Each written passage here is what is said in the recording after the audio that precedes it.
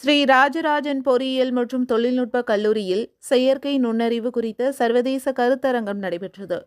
காரைக்குடி அமராவதி புத்தூரில் அமைந்துள்ள ராஜராஜன் பொறியியல் மற்றும் தொழில்நுட்ப கல்லூரியில் செயற்கை நுண்ணறிவு மற்றும் இணைய பாதுகாப்பு குறித்த சர்வதேச கருத்தரங்கம் நடைபெற்றது.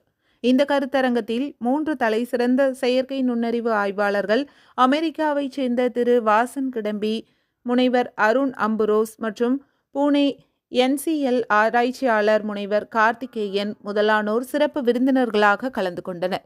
ராஜராஜன் கல்வி குழுமத்தின் தலைவரும் அழகப்பா பல்கலைக்கழகத்தின் முன்னாள் துணைவேந்தருமான முனைவர் சுப்பையா தலைமை தாங்கி சிறப்புரையாற்றினார்.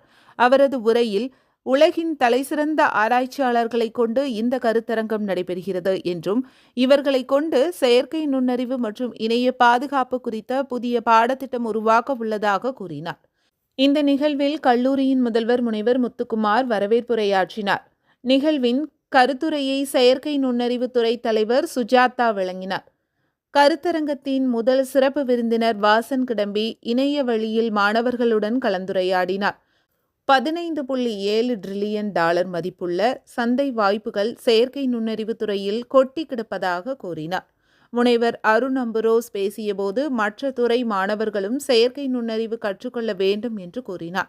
முனைவர் கார்த்திகேயன் பேசியபோது செயற்கை நுண்ணறிவை மற்ற துறைகளுடன் எவ்வாறு இணைத்து வருங்காலத்தில் மாணவர்கள் வெற்றி பெற முடியும் என்று கூறினார். நிறைவாக கணினி பொறியியல் துறை தலைவர் சுசில்குமார் நன்றியுரை கூறினார். கருத்தரங்கத்தின் ஏற்பாடுகளை கல்லூரியின் டீன் சிவகுமார், துணை முதல்வர் மகாலிங்கம் சுரேஷ் ஆகியோர் செய்தனர்.